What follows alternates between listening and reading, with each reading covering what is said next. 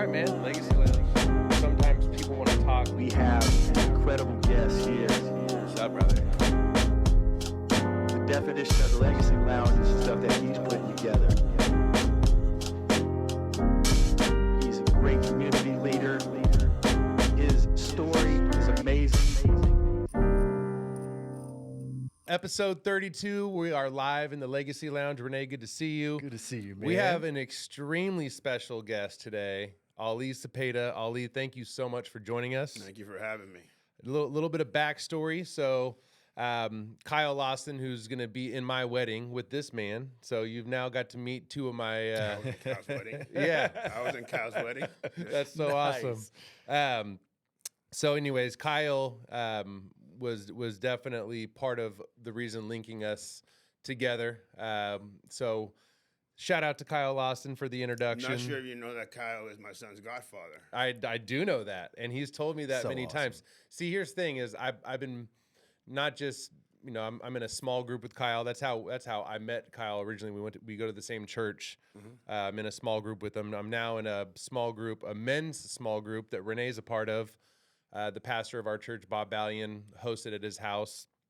But the friendships kind of morphed into, now I've been doing kickboxing with him for years, and he knows I'm a big Giants fan. So he was like, "Oh, bro, I'm Ali Cepeda's son's.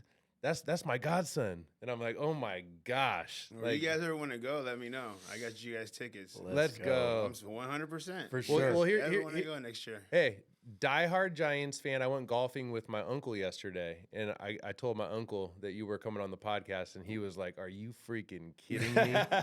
But here's the thing. Now, Renee's from Oakland, so we just got to give him we have to give him some extra love and hug. Well, at least he's not a Dodgers fan. That I probably would have to walk out of here if that was going to happen. I mean, you got the blue sweater on already. I saw that. He said, "I got a blue sweater in the corner." I was like, I might not turn over here. Blue is not, it's not Hey, my but you thing. saw the hat. You saw the hat. I got the hat. I got the. We just went to the Willie McCovey Golf Classic. Yeah. We're always invited with my father. So. Oh, man. But go ahead, Kyle. Oh, Can't stop love talking it. about Kyle. Love Kyle's it. the man. Go Yeah, ahead. no, Kyle's the man. So that's really all I wanted to say is thank you, Kyle, for the introduction. It seems surreal. Obviously, everyone knows who your father is, but I want to start this podcast out diving into you and your relationship with baseball. I want to just kind of kick it off by just saying, because you were quite the baseball player yourself, I want to just find out, tell us a little bit about just how you discovered baseball and growing up with baseball, and then how it kind of turned into you playing baseball. Right. So again, thanks for having me. Growing up in a house of baseball, it was like a religion. My father being who he was, 17 years in the big leagues, rookie of the year, 1962, he hit 146 RBIs, 46 home runs, batted 3-something. I mean, he had a heck of a year. Yep. Just missed MVP by a little bit. Giants trade him for Ray Sadecki to the St. Louis Cardinals, and then he ends up getting comeback player of the year, 1966. Yes, you the did. Giants thought he was done.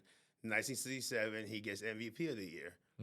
So then his knees are really killing him, and then he gets sent to Boston.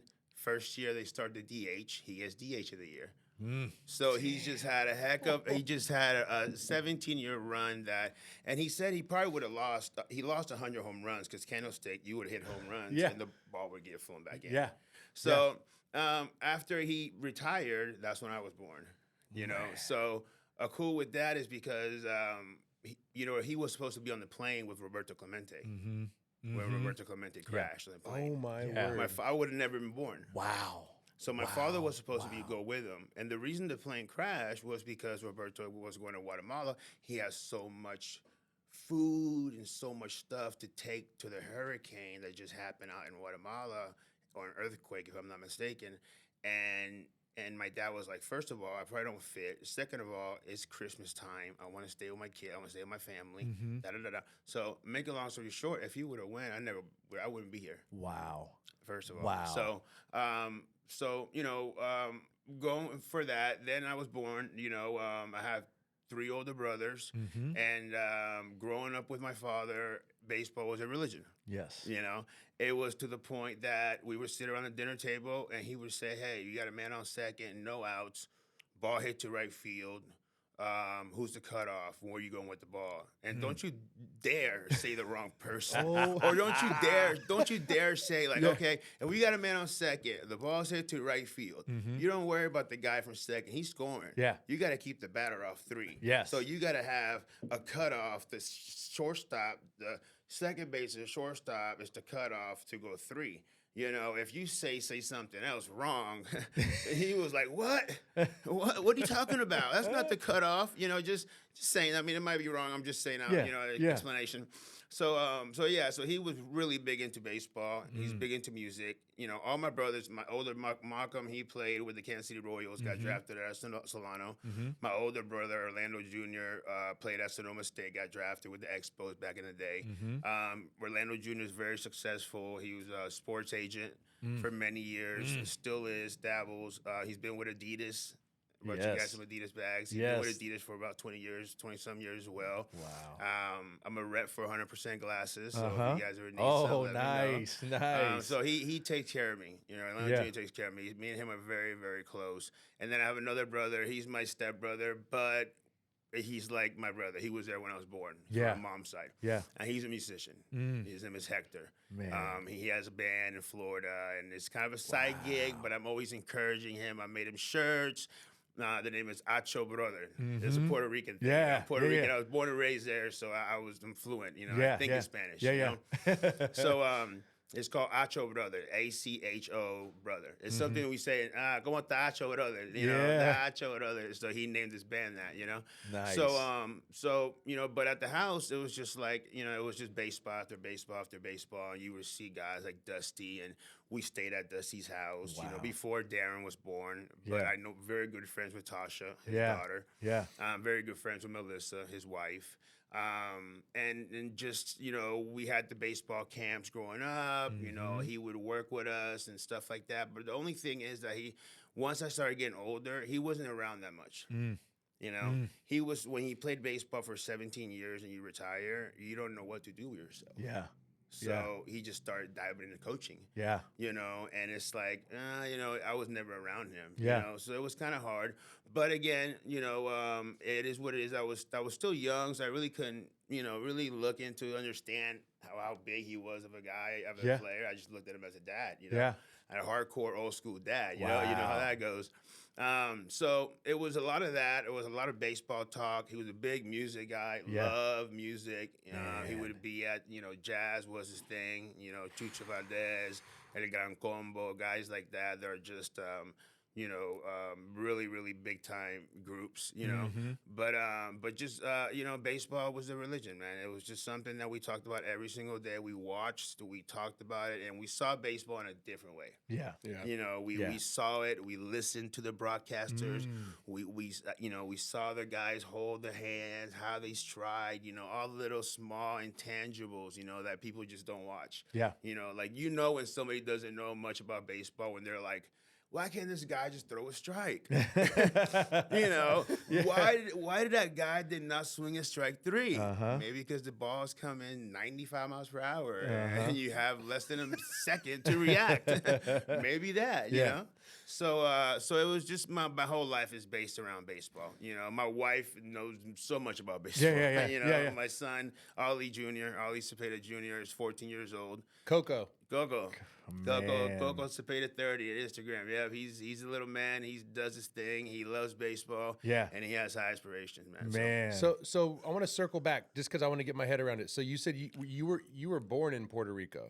So after your father retired, did essentially him and your mom is your mother still alive? My mother is still alive. Nidia Fernandez Cepeda, she's still alive. Fortunately, she has muscle dystrophy, so she's at home right now. So yeah, she's still alive. So you guys were so when he retired, it was like he wanted 74, and then he moved back to Puerto Rico. And I was born in 76. And was that his last child? You were I was the last child, yes. Yeah. So any daughters, or is this 4 boys? 4 boys. Man. 4 boys. No, I don't even have girl cousins. That's wild. What? All my cousins are boys. Everybody's boys. Man. So you grew up speaking 2 languages? I think it's Spanish. So when Okay. you're talking to me right now, I'm thinking in Spanish before coming out in English. So if it comes out wrong, that's probably good. Man, I've been saying this for 20 plus years. I wish I knew how to speak Spanish. 'Cause, man, if we can just be talking in Spanish right now, it'd be next level. So sorry about that, Ollie. No, está bien, está bien. Podemos enseñarte. But mira, We mira. can show you. Mira, mira. Mira. You So, look Spanish, Rene. I look it, man. I've been At the beach a long growing time. up in Oakland, and my girlfriend in high school was Puerto Rican, so I've been called Puerto Rican many times in my life. She cooked for you? We were young, man. It was high school, man. It was high school. I love it. I love my wife. We had Her to teach her family. We had to teach her how to cook Spanish. Oh Puerto man, Rican. her Is your wife- family cooked No, amazing go ahead, food. go ahead. Your wife's Puerto Rican? My wife is no, she's not Puerto Rican, but we've been together since college. Oh, wow. And then when I left to go play baseball, she said, "Just go play ball and Yeah. then, do your thing." Yeah. And then we got back together. So we just celebrated our 15th anniversary Congrats, 2 days ago. man. Oh, congratulations, man. Yeah. Amazing. So- But I don't want to throw you off topic. No, so you're living in Puerto Rico. All the boys you guys are all there. At what point did you come to the States, or like walk us through? I kind of want you to walk us through your childhood in Puerto Right. Rico, and just kind of up to the point where you end up leaving for college. Right. So I was born in 1976. We spent 10 years in Puerto Rico.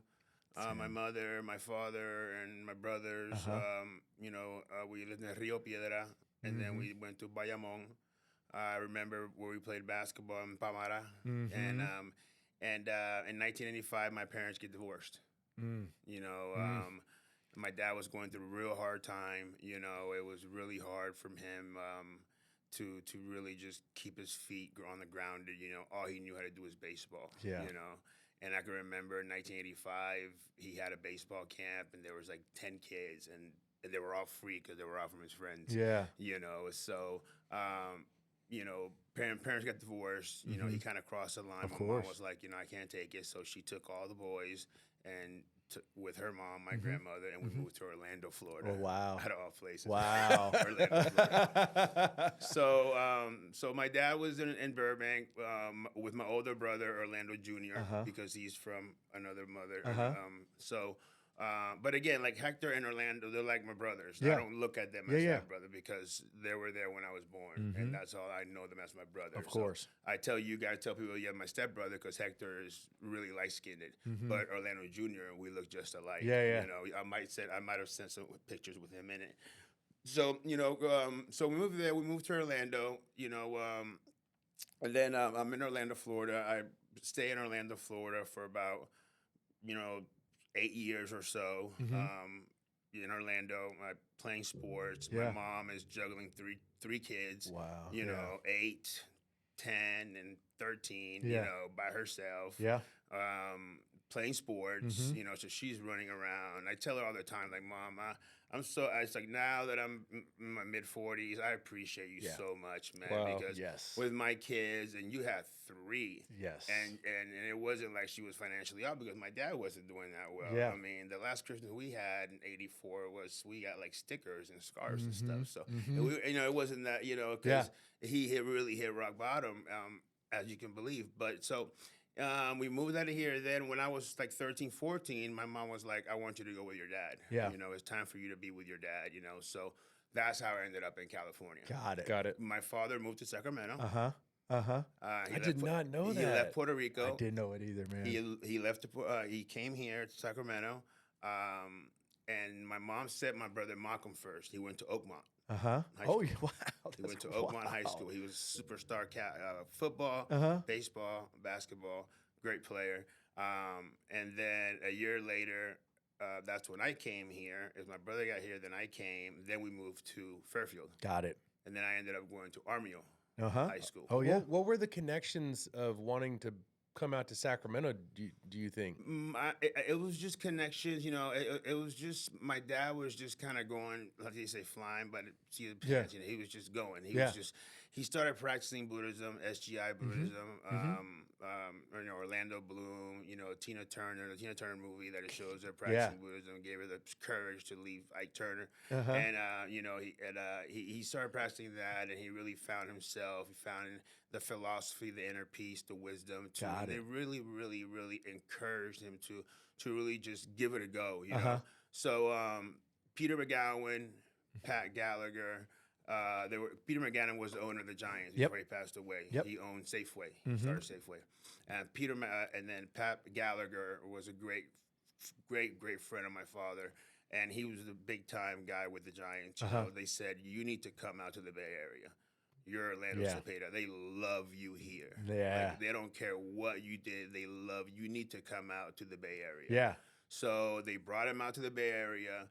They got him back within the Giants. They got him a little ambassador title, and then the rest took off. They started getting him back in front of the players. They started the Cha-Cha Bowl out there, the Bear tri-tips. Next thing you know, fast forward, he has a statue. In front of the park in 1999. And actually, after that, before 1999, he got inducted to the Hall of Fame. They gave him the statue. And Peter McGowan, before he passed away, he made sure that Orlando Cepeda had a statue. So that's amazing. So that's got to be a very important person in your guys' family. Very important person. He was big time. He was a great guy. But that's kind of in a nutshell. That's kind of how we, went from Puerto Rico. Parents got divorced. We go to Florida. We spent most of our childhood there. Get into my teens, my mom is like, I can't hang with you guys no more. You guys didn't go with your dad. She's working 2 jobs. I can't have you guys here running around by yourselves. Like the house. She's like, every time I pulled up to the house, I didn't know what the heck I was gonna find. I don't know if the house was gonna be on fire. I don't know what the heck is gonna be going on. So yeah, it's time to go with your dad. So I left my dad, and she sent my brother Malcolm first, and then that's how in Sacramento. But when I came, he was already in Sassoon, so he's kind of building his way towards San Francisco. Building his way towards San Francisco. So he buys a house in Sassoon. Sassoon. Very familiar. Lawler Ranch. And then, he from there, he never moved into the city. Got it. He always wanted to be an hour away from San Francisco, an hour away from Sacramento.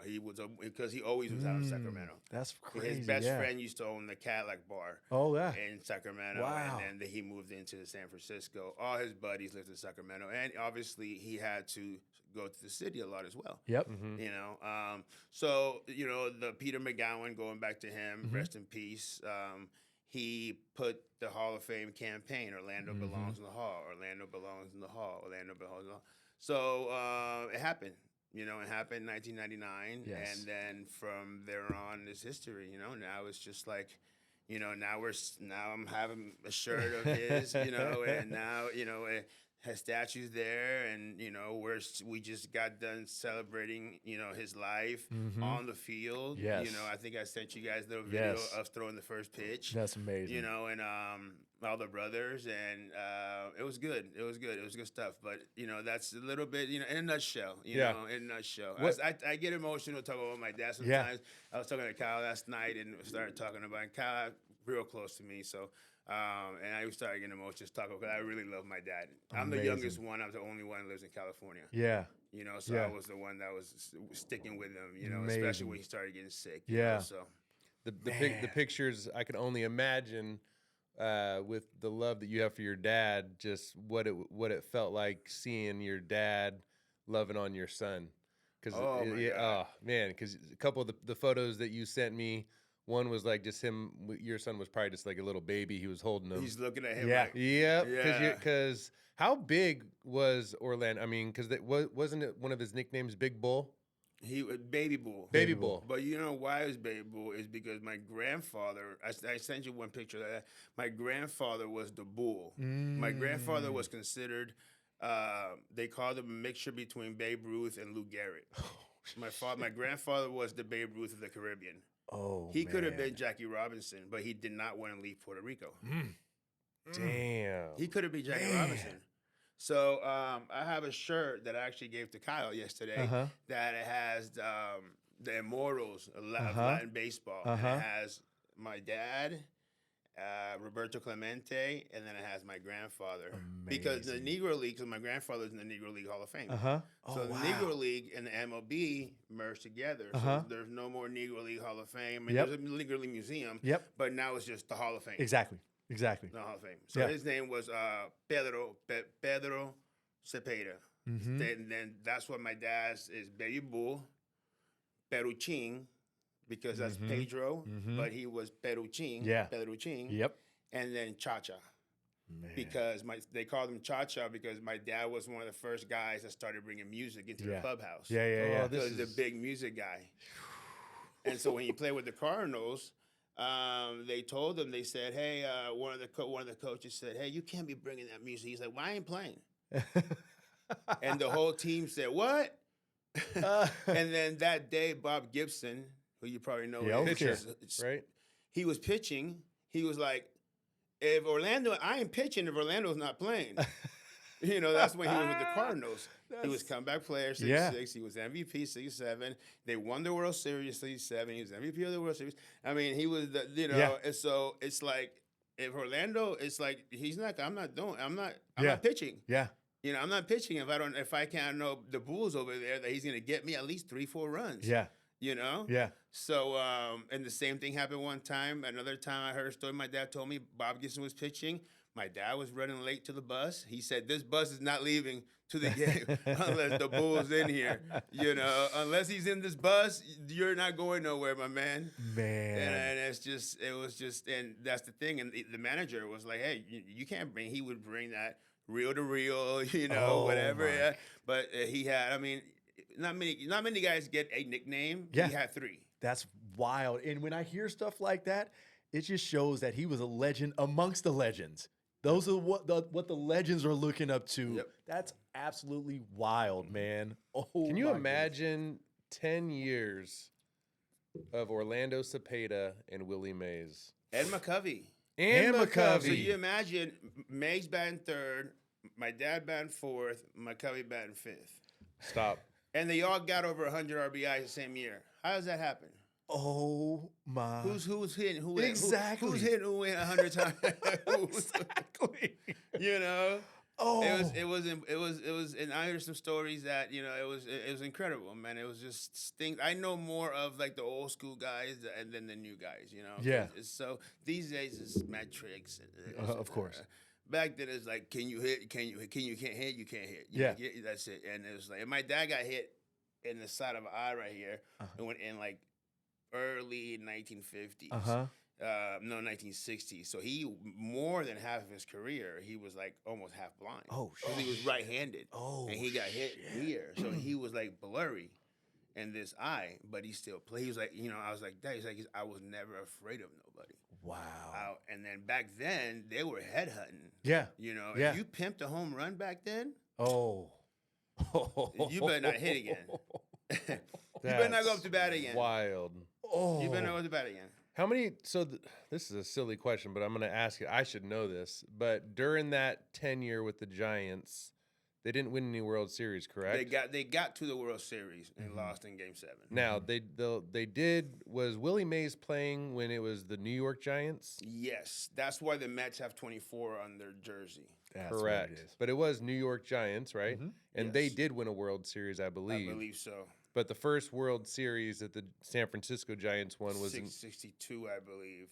It's 62 or 60. If I'm not mistaken, they didn't win, so it didn't stick to my head too much. Yeah. But I believe it's 62. We can probably Google it or something. But I believe it was Yep. 62 when they got to the World Series, But they didn't win it. lost. But didn't. Didn't The win first- it. And the- I the- believe it was Detroit. They didn't win it against Detroit. Yeah. okay. The first World Series that the San Francisco Giants won was officially in 2008, which 10.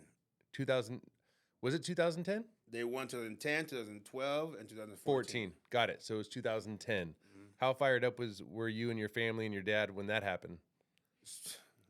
Super fired up. Yeah. super fired up. Were you guys there? Did you guys go to any of the games? We were there. We were on the parade. Man. We were, Oh. my dad got 3 rings. You know, each kid got That's one. so You know, good. it was a big thing. We only missed the last one. Because 14. my dad always went to Puerto Rico in the winter. He always left. And this year, the last year, it was like, you know, every year they won, it was like, they're not going to win this year. Yeah. We'll work hard. So my dad's like, there's 14, they're not going to win this Yeah. year. They're 2 way back. So he planned to leave to Puerto Rico. Uh-huh. So when he left to Puerto Rico, they kept winning. So Dang. he missed the last pool.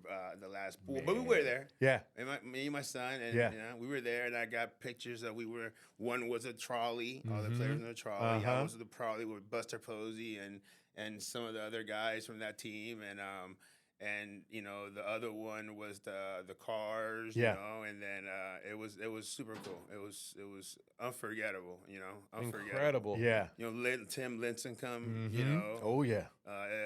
it was it's a super great experience. I've been to one World Series game in my life, and it was the 2014 series.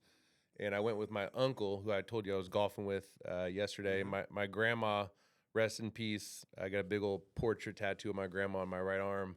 She bought 2 tickets for my uncle and I to go. And it was just like, man, such an iconic. Which game was it? I believe it was Game 5. It was Madison Bumgarner was pitching, and That guy was a horse. He's a horse. I'm gonna probably. I don't know if the gentleman was Puerto Rican or Dominican, but the wildest thing was during the game, around the 7th inning, phones are going off, notifications. This iconic baseball player, I'm gonna find out. Nate, if you're listening, maybe you can start Googling this. Died in a car crash. Yolando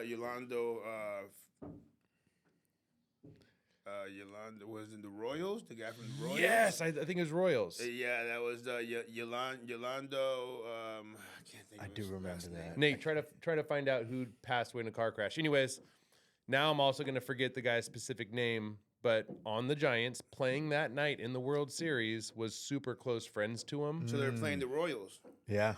Oh, Correct. They're playing the Royals, and this guy that passed away, Yolando, I can't think of his last name. Darn it, he played for the Royals. Yes, and And they all had this number on the hat, I believe.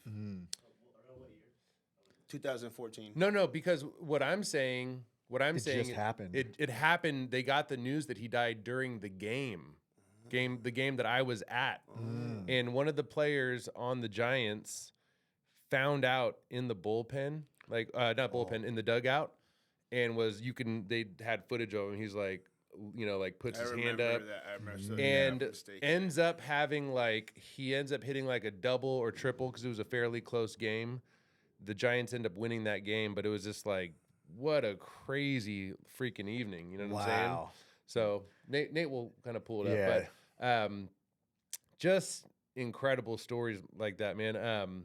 So what position did you play when you were playing baseball? So I got drafted by the Texas Rangers as a freshman in college, and it was a 37th round. So I did not sign.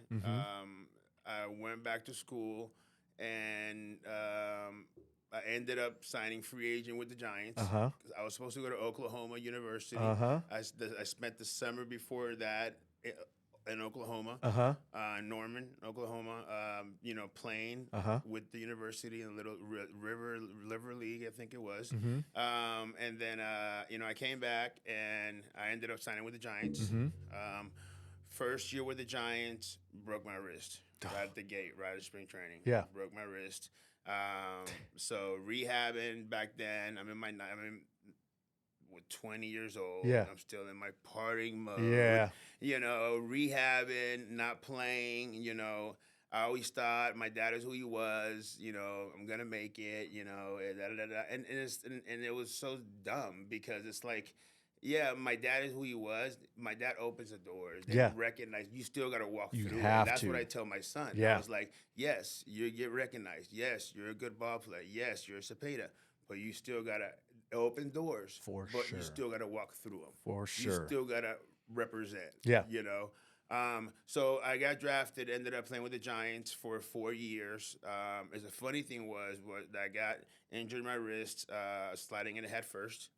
and the guy jumped off her ball, landed on my, broke it. Dang. And then did that whole physical therapy Yeah. thing, and then was pretty much done for the year, Uh-huh. Yep. because once you hurt and you're a free agent, you come back, you're not going to get much playing time at Exactly. the end of the year. Yeah. You're rehabbing so much.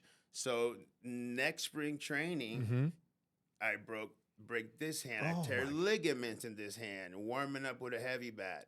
What? So back to back years, I broke my left, tore ligaments in my right. Man. So I was done for 2 years, So my numbers and batting average and home runs, there I'm like, it didn't reflect on me because it's just I didn't have much playing. It's just I was always hurt. Yeah. So they said, hey, we're not gonna release you, but we need you to start have some kind of production or something.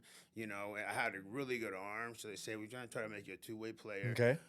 But I had always every team I played on. I went to Kenyatta College in Yeah. Redwood City. I'm familiar with it. Every team I went to always had the best arm. Mm-hmm. Everywhere I went, I've always had the best arm far out, Mm-hmm. but I could not throw a strike. Man. Oh, so you were a pitcher? They tried to make Tried me to a make- pitcher Yeah. because I was hurt. I couldn't play. It What, was what position were you playing? center field. Center I field. was center fielder, and then they put me in right fielder because right fielders always have the Best arm. Yep. because they have to throw the furthest. Exactly. Left field never throws the first. Exactly. Right field throws the third. Mm-hmm. So they always put me in right field. So after that, I was like, you know what? I don't want to be a pitcher. Just give me my release. Yeah. And then I went and played 4 more years of independent baseball. Uh-huh. So I played 2 years in Canada. I played 1 year in Jackson, Mississippi. Uh-huh. And then I played a year in Georgia, America's Georgia. That probably never heard of. Okay. Yeah. So there was independent leagues, there were pro leagues, and then I was like 25. I started getting super serious, eating good. It was too late. Too late, It's too late. man. It's too late already. It was 25, 26. So around 26 years old, I stopped chasing the dream. I was like, you know what? I'm going to stop playing, and then I started Cepeda Cepeda Sports, doing baseball camps and then so forth. And one of good friends of mine named Ben Boulware out of Sacramento, he owned baseballcamps.com. Mm. So he called me up. He said, I heard you stopped playing. You want to come with me? Mm-hmm. So make a long story short, we did camps all over the world for the next 5-6 years, like literally all over the world. Yeah. Yeah. Yeah. It's incredible. Man, you're impacting so many people with that. So what is it like? What is it like now that you got this love for the game? It was a religion in your household. Now you get to teach that. What is it like on that side of it? Well, I'll tell you a quick story. I'm directing tournaments now with a company called NCS, which is owned by Jay Zetz. Yep. He's actually here out of Sacramento Yep. himself. Awesome guy. Great guy. I've known him for a long, long time. He's people. Yeah. Over the years they change. Of course, yeah. This guy has always been the coolest dude. Yeah. Him and the guy Ed Feldman. They've always been super duper cool. Yeah. So I've coached for so long. I had a complex. I had 15 baseball teams, softball. And I just lost kind of love for it. Yeah. Dealing with parents, Oh, yeah. all that stuff was just. Oh yeah.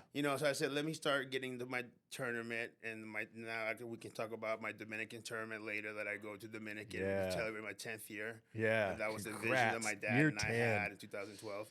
But I started doing tournaments, and I can tell you a story. Last tournament we were at, this guy walks by me, and he's like looking at me, keeps walking, looks at me, keeps walking, and I'm like, yeah, what's up, coach? He's like, did anybody tell you like Ali Cepeda? I was like, man, I'm Ali Cepeda, but can you not make me feel that old, man? You make me feel too old right now, asking me, do I look like Ali Cepeda? He was like 30. He was like, man, it's crazy. You're my favorite coach. I was going to coach with you in Santa Barbara at the camp, at the ABC camp, America's baseball camp. Yeah. I was with you at the camp. You were the best. We loved you. We always wanted to be in your station. Yeah. Man, can I say what's up to you? Can I take a selfie with you? And this and that. And he's like his early 30s. Yeah. Probably 20.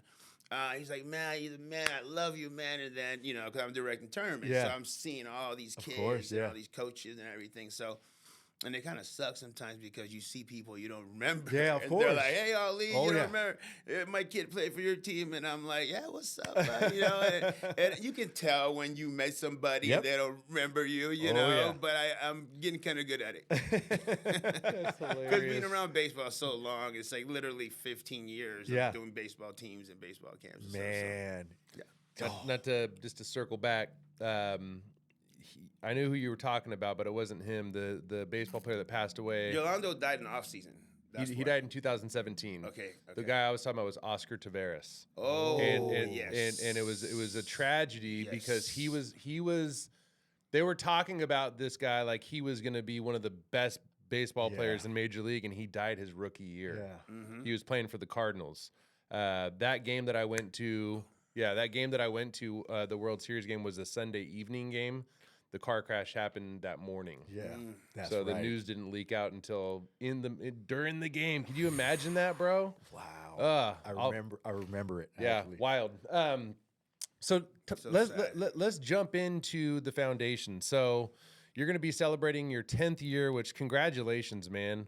I know that Kyle kind of gave me some bits and pieces. I think one of the special things that I heard about it is it's not just that you're bringing, kids that love the game and you guys are having competitive baseball out there, and it's a great opportunity for these baseball players. But talk to us a little bit about the giving back that you do, because that's just incredibly special in its own. Mm-hmm. Right. So, Kyle actually went to like my first or second one I had in Puerto Rico. Did he? We started. Yeah, he started in Puerto Rico, We right? started in Puerto Rico, Yeah. first three, and then now we're celebrating our 10th annual next summer in Dominican, and it's a great. That's what I was earlier talking. It's a great thing, great culture, great camp.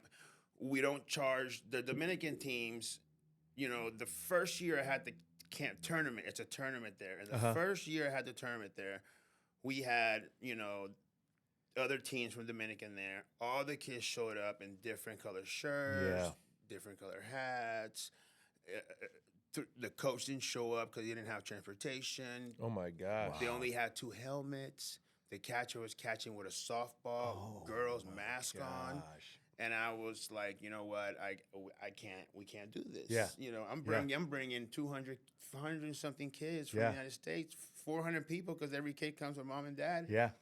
And they can't do this. So next year, I said, you know what? I'm going to buy each kid on every single team a hat and a jersey. So we have 9U through 15U, and there's 3 Dominican teams always in the tournament. And every year we got Colombia, Nicaragua, we bring another country in. But every year, Dominican, they have tryouts to put these teams together to compete. Yeah. We don't charge them to play in the tournament. Yeah. We pay for their hat and their jersey. Uh-huh.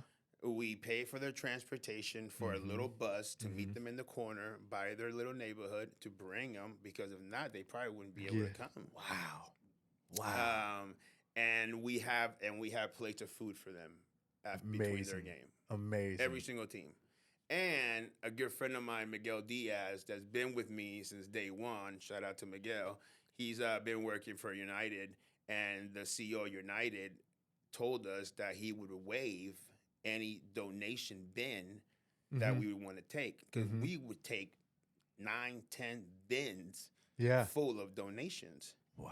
Because the Junior Giants would give me stuff. Yeah.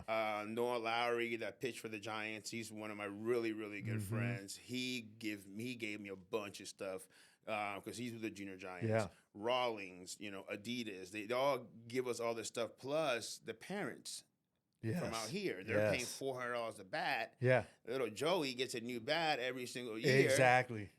So they bring all their old stuff and they either send it to me, or if I say, hey, if you bring it out there, give me the receipt, I'll pay for the extra baggage. So we give back tons. So these kids, we give them the hat. They don't take the sticker off. Yeah. They don't take the little sticker, the Oh, yeah. floppy. Oh, yeah. And then I'm like, yo, take the, you forgot. They're like, no, toque it. No, because they don't have a lot of new stuff, That's awesome, man. 80% of Dominican people drive around in motorcycles because gas is too expensive. Yeah. Yeah. You can throw a rock into Haiti from Dominican. Yeah. So, Yeah. it's really poor. It's a third world country. But they look forward to this tournament. Yes. You know, so the company that JZ and NCS I'm working with, we're joining forces to make it even bigger and do 3 weeks or, you know, back to back. And we're trying to work, and they haven't really been there a lot, so they don't really understand how it is. Yeah. And I'm like telling them, I was like, man, I can't change things around. You know, I got my guy Richard. I don't have to worry about anything in Dominican. I just have to worry about bringing the people there. Yeah. I have a guy named Richard Paulino that he's like my brother, and I've never had to worry about nothing in Dominican. He said, however, you can bring 1,000 people here. Man. Just let me know a couple months in advance, and we'll get charter buses. Each team got their charter bus. Each parent did this, that. After the games, we stop. Some parents get Presidente, which is a real famous beer over there. It's delicious. Yeah. I'm not too big of a drinker, but the beer's good. And we get some beers until they get drink the beer. And the bus ride home, we stop at a stop because you really can't let them out too much because security. Yeah. You know, and, you know, safety. So I don't want nothing to happen on my watch. Of course. You know, so we stay at a resort. And then the last thing with the kids in Dominican that we give back is the last night of the tournament. The night before, they get a day off, but they have to be back at the resort by 6 for closing ceremonies. Got it. Then we allow all the Dominican kids that played in the tournament back into the resort. They can't come into the resort after the games. Yeah. Because there's really tight security. Of course. But the last day, we pay a little bit extra for them to have them come in to be part of the closing ceremonies. That's awesome. The closing ceremonies is Orlando Cepeda, MVP, best hitter. Then we have Juan Marichal, best pitcher. You know, and then a good friend, I don't know if you guys heard Birdman Bats. Gary Malik owns Birdman Bats, a good friend of mine. Nice. He does the bats for us. He engraves it for us. Nice. And we have, you know, the Orlando Cepeda MVP bat, you know, the this and that. Yeah. And then we do raffles. We give away, you know, Hall of Fame things. Yeah. It's a vacation. You know, nowadays the people plan their vacations now for next summer. Exactly. So that's why I start working on my tournament now. Yeah. And they give back a lot. Yeah. How long is the tournament in total? It's a week. It's a week So long. Is it being played in different ballparks? No, before it was. Now we found a facility that has 6 fields. Oh wow, It's just perfect. one entrance. They have 2 guys with machete guns like this far. Yeah. If you don't have if they'll call me, sure, you know this guy, you know, I don't know who he is. You got to call Richard, and if they don't, you can't come in the place. But when you go in, you can it's just baseball heaven, you know. Man. And it's not like out here, or like turf and all that. Yeah. But it's an academy. Yeah. You know, Yeah. and I'll tell you a little bit of how the academy worked out there later. But you walk in and they have 9 and U's play over here, little field, 200. Then they got another, you know, 54-80 field over here for 12 and 13. Then they got the 60-90 field, you know. Man. And it's just we've been blessed with it because the guy doesn't even charge us. Wow. And for him, it's just it's so special to have us there. It is, every day. You know, every year they give me a plaque, and the newspaper comes in the beginning. That's awesome, man. And then this past summer, my father passed in June 28th, and the tournament was on July 13th. Yeah. So they had a moment of silence. You know, they gave me a plaque. It was really, really special. Really special. How many people from the States normally come out to it?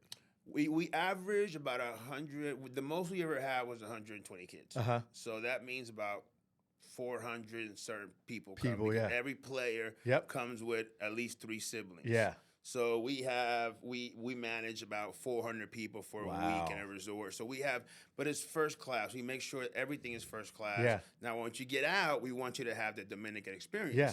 Yeah. You know, we don't want you to go and play at the best fields and have the best everything. You Yeah. know, but the transportation is going to be charter buses with AC and, you know, TVs and all that, and, you know, and the resort is going to be, you know, because if you got the money to go out there and do all that, and then you got, we want to treat you Yeah. well, but when we take you out of the resort, we want you also to get the Dominican experience. Yeah. And we're talking like driving by guys walking around with a machete. Yeah. Yeah. Chopping down sugar cane. Yeah.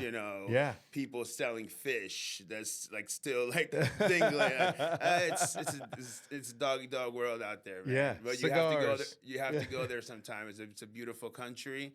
Like every country has its rich Of people course. place. Juan Marichal, Yeah. it's really involved with the government. He lives a great life Yeah. in Dominican. The Big Papi has Yeah. huge Dominican, so. Somebody's got to talk to Big Poppy about his hair, though, man. He's got to fix that. Have you seen Big Poppy's hair recently? I see it, but he's always making these jokes and stuff that I can't focus on his hair. I'm like, and his accent is, he's always a puppy. And then you got Pedro Martinez with the Ding Dong Johnson. Hey, so great. so he got like the light Jerry curl, but not Jerry curl. Yeah, no, right? seriously. Yeah. Seriously, man. he so does. on the topic of DR, let's transition to Puerto Rico, man. Because I've been to the DR once, beautiful country, but Puerto Rico's special. Puerto Rico is special, Very and special. Cam, right? Yeah, Cam, my business partner, he regularly He wants goes to out live there. He wants to live there. Yeah. I've only spent about 3 hours in Puerto Rico because I took my grandmother on a cruise, and we stopped into Puerto Rico, and just for like 3 or 4 hours, what I saw was amazing. But talk to us about your love for that country. So Puerto Rico is my island, my hometown. I love it. It's very special to me. My father wanted to be buried by his mother, so we actually did a viewing in Concord and a funeral, and then we flew his body to Puerto Rico, and we went through the whole thing again out there. But there was a big difference, though. Oh, A big difference having Orlando being buried in Juncos, where he was born. Yeah. But it took us back to the roots. I went back where we lived. We went back to, well, obviously my mom is still alive, so we went back to different places. But it's just, I don't have no tattoos. I would say I have a tattoo of the flag or something, Yeah. but I don't have no tattoos because my dad never wanted me to have tattoos. He always told me, he's an old school guy, Yeah. He's always told me that. Yeah. And I was like, well, I'm gonna get a tattoo of him then. Now he's gone, I'm in tribute, and that's Mike, but I don't know, But anyways, it's just dear to my heart, I think that if you're true Puerto Rican people are not flashy that they're Puerto Rican. When you see the guys driving around with the Puerto Rican flags and I'm Puerto Rican or hey, ¿qué pasa? Oh, I don't know English. I don't know Spanish. That's what you call a New Yorican. Yeah. That they're raised in New York and they're Puerto Rican, but they're New Yorican. great. But I'm very proud of my heritage. I mean, we have some Bad Bunny. Yeah. Bad Bunny. My older brother is involved with Bad Bunny's Oh, camp. really? Nice. Orlando Jr. Yes, he's we got our Lindor, Yeah. Javi Baez. I mean, we got some really, really Gran Combo. That's a huge Spanish band, one of the best ever. All these guys are Puerto Rican. We got some great actors that are Puerto Rican. Yeah. It's just very dear to my heart. I'm gonna be going there next month. My son got invited to go play in a baseball tournament during Thanksgiving break. Wow. In Puerto Rico. So I'm gonna be going back there for a week, hopefully. We haven't confirmed it yet, but I'm planning to. It's Thanksgiving, so it's like. But my mom is going to be back. My mom's leaving now that my father passed away. My mom is going back to Puerto Rico. Wow. Next month. She's gonna be living there. She's gonna move back to Wow. Puerto Rico. Do you have family that lives out there? 100%. My mom's sisters, my mom's, all my cousins, real longer friends. My older brother has his side of his family, that his uncles and stuff, they're still out there. So Amazing, we yeah. still, I mean, my Coco, my son, they called me, they interviewed me and him, the Yeah. newspaper, when they found out that we were going to go play over there. That's crazy. Oh, wow. You know, because of my dad, and they're actually putting together. We're actually going to be going there because they're doing an Orlando Cepeda Museum. That's Out so there. awesome, man. Right. So we're As they donating. should. We're donating a lot of his memorabilia Yeah. that he left us. We're donating it to the museum. Oh, it's incredible. So just And like the beaches, you know, the people are beautiful. You know, they're great. Everybody's dynamic. You know, they welcoming. The food's great. The beaches are great. Yeah. You know, it's, you know, can't, and nothing to say. It's totally different. We're part of the United States. Yeah. You know, we're a territory Yeah. of the United States. Exactly. The currency is the same. Yeah. You know, you don't need a passport to go there. but I'm pretty sure when you're there, it does not feel like the United States. No, it does not whatsoever. It does not whatsoever.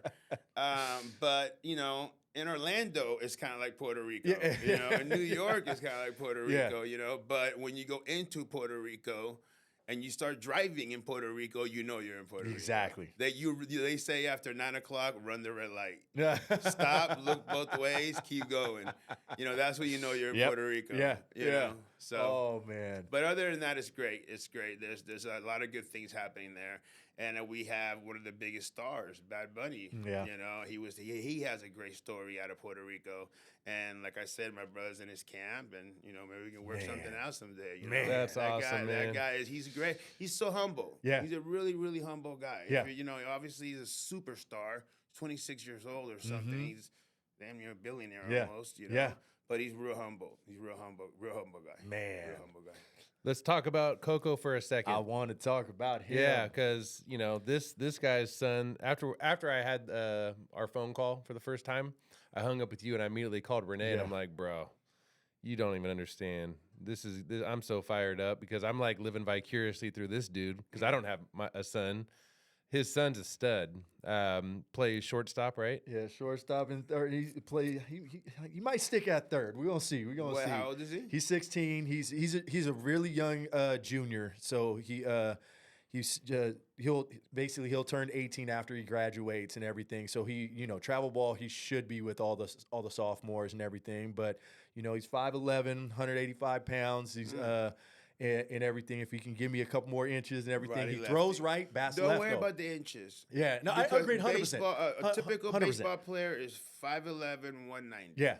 Yeah. Typical baseball So he's player. already at 16 years old, 185 He's pounds, good. and he's going to be able to point up. But he writes left, he eats left, so he naturally swings left-handed. So he throws right, bats left. Oh, that's awesome. And he's getting really strong right now.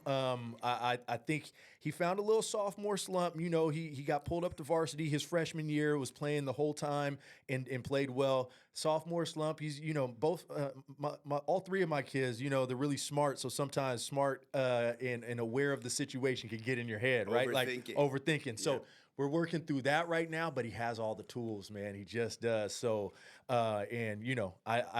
I this past weekend just dove into your son, watched a ton of videos on him and everything. So I couldn't wait to have you talk about your journey to this point with your son, and because he's an absolute stud. And I feel like because I'm kind of in the middle of it as well, I just wanted to hear your process with your son. And he's obviously a stud, being ranked where he is, and he's gonna be a dude. So how has it been being a father of a kid that is on the trajectory that your son is? Right. So he's a junior, of course. Yep. Always been a junior. Yep. And he's a great kid. My dad was the one that really helped me the most with him, because my dad was like, let him be, let him play, let him find his way. Don't ever get on him if he strikes out. Don't ever get on him if he makes an error. Get on him if you don't give effort. Yeah. Control what you can control. Yes. What you can't control, do your best. You can't control hitting the ball every single time. Yep. You can't control making a diving play. You can't control throwing a strike, but you control your effort. You Yep. control your body language. Yep. You control your attitude. So all those things resonated with me with my son, and I can probably count on one hand that I've really gotten on him, and that's because of effort. Yeah. Of Shalon, one time, he was like 10 years old and he was wristbands, glasses on his hat, this and that. And then he had a crappy day at practice. And he was screwing around and he was running over here catching balls in front of people. And some kid would say, I got it. He was running in front of them, and I was like, Ali, stop. So on the way home, I was like, how many times I told you, you got to stop that? He's like, I didn't. I said, I started grabbing all his stuff and throwing it out the window. I didn't mean to litter if anybody's listening, but I threw his glasses on, I threw his wristband, I threw his batting gloves, and you ain't got no more of this stuff. You're going to wear all this stuff, and you're not going to listen, and you're not going to this. And then, everybody's quick to say, daddy ball, daddy ball. But I didn't consider myself a daddy because I play professional baseball. I know the game, you know? So now we're to a point now that he's just turned 14. Yeah. He's turning to a freshman. He doesn't wear a batting glove. Wow. He doesn't wear a sleeve. What? He doesn't want to wear glasses. Who doesn't wear a batting glove in today as a... If you pull up his page and you see him hitting, he wears it when it's sweaty. Yeah. Because then the hands. But usually he doesn't wear batting gloves. No wristband, no sleeve. I have an OC30 line, so we have OC30 sleeves. Yep. He wore a pink one like last week or something because we're in the breast month. So, but he's just real, nonchalant about his way he looks. Because he don't want to be perceived as, this hot shot. Mr. Cepeda thinks he's the hot because he's a Cepeda. Yeah. And this and that, So because now for fall ball, him, man. He's not part of a team for fall ball. So he's just been guest playing everywhere. Yeah. So everywhere he goes guest play, they'll take ground balls or take pop flies. When they do the lineup, he'll be batting third, playing short. When his fair position is center field. Yeah. Yeah. He just stands out in center field. Wow. But he's growing. He's becoming more of an athlete. Yep. And when they hit him balls and stuff, before they do the lineup, they just ended up putting him a short, And I tell the guys, like, look, he's just guest playing for you. You got your regular guys playing. You know, first of all, I'm going to pay you. I don't care if you don't want it. I'm still going to give you $70 or so, every kid or whatever. And you bat him last or something, man. I don't want But the parents are like, I'm glad you brought him, because like the last 5 terms, they probably won like 2 or 3 out of him. And he's like 84, 85 at 14 years old. At 14 years old? I thought you said he's a junior. He's a freshman. He's just started. Ali Junior. He's Ali Junior. Yeah. He's a junior. He's Ali Junior. Looking at me like that. What? Rene says stupid shit sometimes too. We all do. Thank you. My wife is probably my wife Camille. She's like, don't repeat yourself like you always do. So she's probably at home going like, what is it? As you tell me that story about like the gloves and everything, like I can't help but think that, there's no greater OG than Orlando Cepeda. I'm imagining when you were playing ball, growing up with your father and just the stories that you're saying, I'm sure it leaked into you in your playing days that you probably weren't trying to be all flashy because that probably wasn't how you were raised. Would you agree with that? 100%.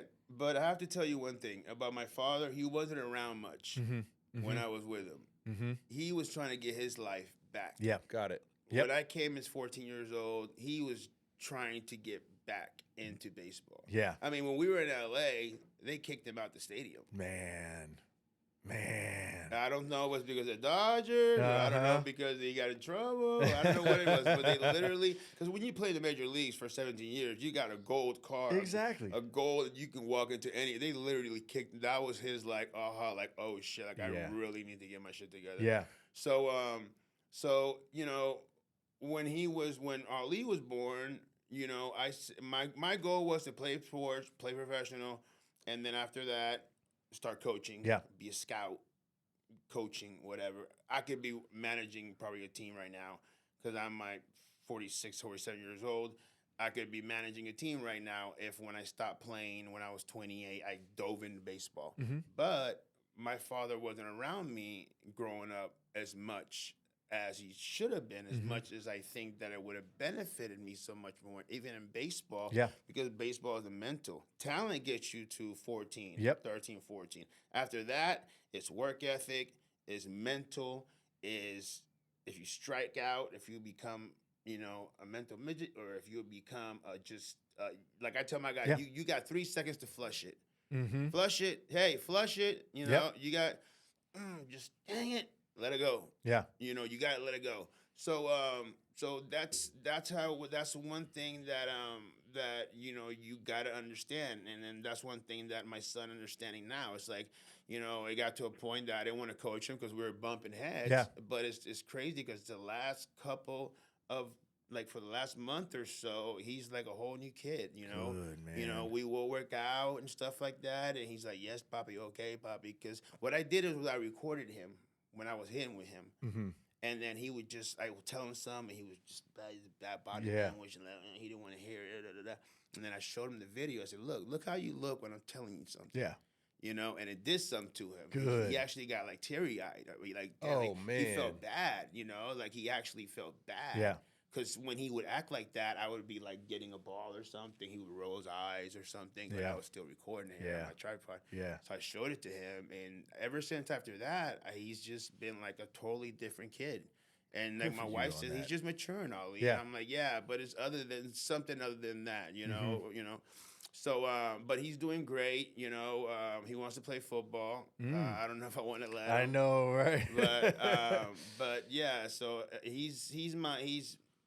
I love him to death. And just to wrap this topic up, the main reason I am now, doing these camps, and I can't not complain about my life. I got the OC30 company that's going strong. It's, I had to put everything on hold Yeah. the past 2 years because of my dad. Yeah. Everything took the back burner. sure. Everything took a hit, But with my son, it's like I told myself I'm gonna be with him every step of the way. Amazing. I'm gonna put my career on hold, and now I'm working on starting NorCal travel Giant Scout team. Now I'm trying to work on being a scout. Now I'm trying to do the things that I want. Yeah. But I made sure then from day one that I was gonna be there. Yeah. And when he was 9, I started coaching him, and I coached him all the way till last year. Mm-hmm. And then last year, I said, "Hey, we're done, coach. I'm done. This is my last game with you." Yeah. We actually had a little just dinner together, just kind of like it was a long ride. Yeah. But it was time for him to start hearing other voices. Other voices. That's 100%. And not being the coach's son. I love that, man. Good for you, and that's a big step. No matter if you're saying things the right way, if it's right or not, it's your dad. So you want the other voices out there. That was a big thing for me. I tried to get out of the way as early as possible so I could just reinforce what coach says, because you can say the same thing that somebody else does and he'll listen. The other coach, he'd be like, "Oh man, yeah, I believe that." When the other coach says it, even though you said the same thing because you're dad, right? So that's a big part of it. So that's very recently happened. How long has it been since you're like he's playing for other people? Well, he just started freshman year. Yeah. So before he started high school, it was our last tournament. Got it. So Got it. We That stopped, makes sense. We So- stopped playing, and then the varsity coach called him and said, "Hey, can you come play 16U wood bat with us?" So he went with the high school varsity coach, Kevin Hodges in Alhambra. He said he played with him like 3-4 times with wood bat, and then he said, "I want you to come with us to Sacramento to go play 18U wood bat tournament." So he brought my 14-year-old son. He was like, because he's still like 5'8" or so, but he's like size 11. Yeah. So, and all the Cepeda boys were all 6 feet and above. I'm 6.5. My brother Junior 6'3". My brother Malcolm is 6'2". And we're all tall. We all wear 12.5. Like I said, my brother sent me these. You can't. They're too narrow on him, but they fit him. We're all size 12. These are 12 and 13s. So what are they? 13s. So so we're all so he's gonna grow. Yeah. He just hasn't hit his growth spurt yet. sure. But if you look at him, he got our shoulders. Yeah. He's got our build. He's built the same. He ran a 6'9", 60, and went to the Future Series. Shout out to Jeremy Booth. He went to the Future Series tournament. He got selected to go. He ran a 6'9". He hit 85 pitching. He was the only pitcher that struck Stud. out the side. He got 3 hits. Man, He did his thing, man. Stud. And he was one that but I tell him, hey, this a student athlete for a reason. It's Yep. not athlete student. Yep. It's That's right. student athlete.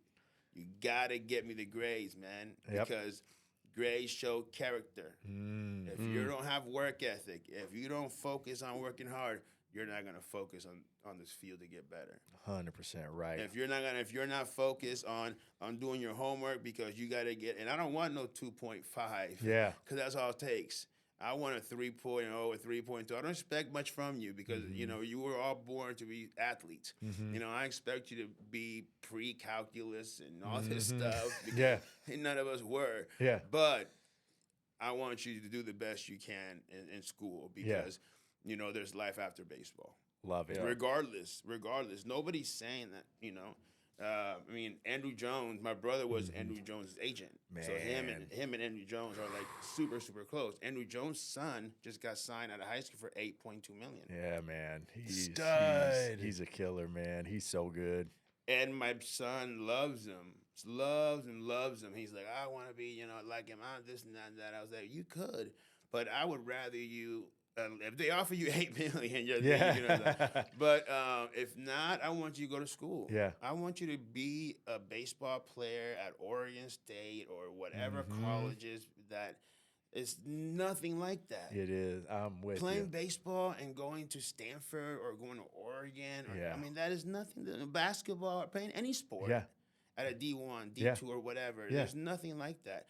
The facilities, like if you YouTube Oregon, Oh, my, you seen their facilities? They're Man, $3-4 phenomenal. million facilities, man. Yeah. Man. It's like it's better than some of the minor league places you're gonna play 100% correct. at, All sponsored by Nike. Yeah. Oh, they have new uniforms every game. Every because game, yep. Nike's in Oregon. Yep. And LSU. LSU had Man. a bunch of good guys. You heard of Marucci, right? Oh, yeah. Well, Marucci, Kurt Ainsworth was on my team with the Giants. He pitched with the Giants. He started Marucci. Because Marucci was the trainer, the strength and conditioning coach at LSU. Oh, wow. I didn't know that. Mr. Marucci. His last name was Marucci. Yeah. So him and Kurt Ainsworth went to Man. LSU. So them two started Marucci. They just sold to Wilson. Yeah. Yeah. Oh my goodness. That is wild. That was wild.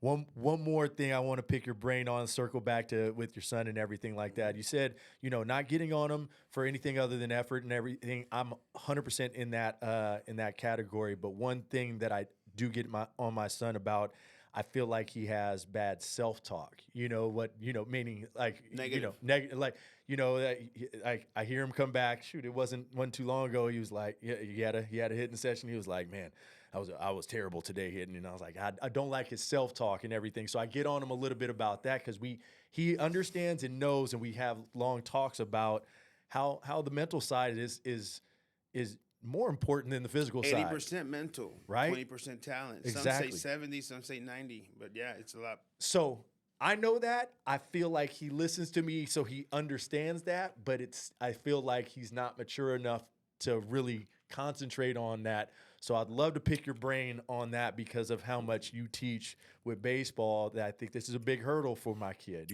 Right. So I'm sure you heard there's a game of failure, right? Yep. In any other sport, if you succeed 3 out of 10 times, you're not going to have a job. Yep. In baseball, if you're a quarterback and you throw 10 passes and you only can hit the guy 3 times, you're not going to be a quarterback much longer.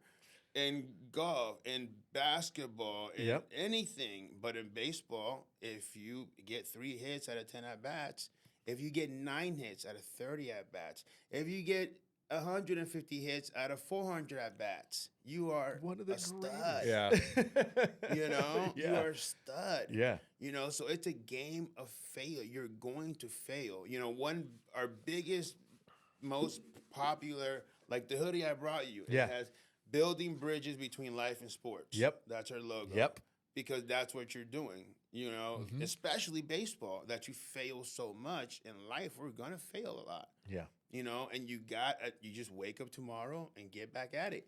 And that's baseball. You strike out, you get another crack at it. Mm-hmm. It's harder for us to put our 30, 40-year-old mind into a 16-year-old It kid's is. head It and is. have them understand that, because all the other kids in the dugout are like, damn, he struck out, or he soared you up, or he'll do this, he'll do that, but it's just like, you just got to have this self-confidence. You got to understand that this is part of it. Yeah.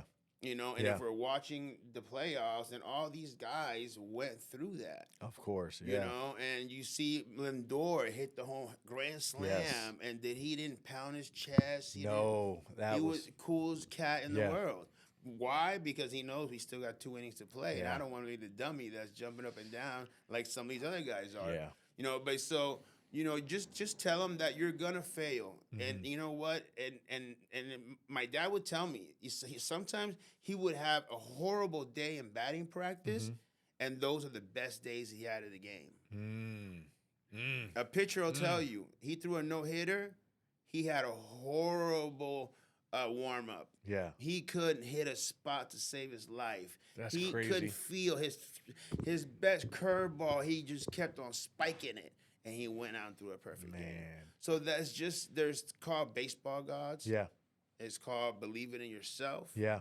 And it's called maturity, understanding that there's always the next at bat. If you go 1 for 4 and you get a home run to win the game, you struck out 3 times, but you hit a home run to win the game, they're not going to talk about your 3 strikeouts. There it They're is. going to come interview you for that home run. There it is. And then if you hit 3 home runs and you strike out to lose the game, they're going to say, man, this guy struck out with a guy on base to lose the game. They ain't going to talk about your 3 hits. Yeah. I wonder, too, how much it plays in. I just thought about this. Like, it'd be different if, speaking of your sons, if you guys weren't present in their lives. Like, maybe there wouldn't be this added pressure for them. You know what I'm saying? I'm sure there's a small piece of it of they don't want to let dad down. Agreed. And 100%. I agree with that, and that's a real thing and a real topic for me, because I know there's some pressure for it, but I'm always in the camp of pressure is a privilege, and there's going to be pressure.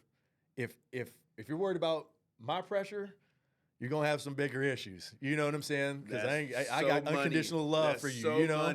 So well, I think the big thing is just communicating that. Yeah. You know what I mean? Agreed. And I'm super like, it's not my career. If they don't, if my son doesn't end up being what I think he could be, so be it. Yeah. Like life is bigger than what it is. So I have these conversations with them. That's why, even though I know the pressure is real, that they want to do well for dad, it's still like I've been so open about, like, I don't like, it doesn't validate me as a dad. What about when you got scouts looking at That's you? what I'm saying. What do you got if you got 30,000 people looking at you? What if you had a showcase with perfect game that they're going to pick the top 50?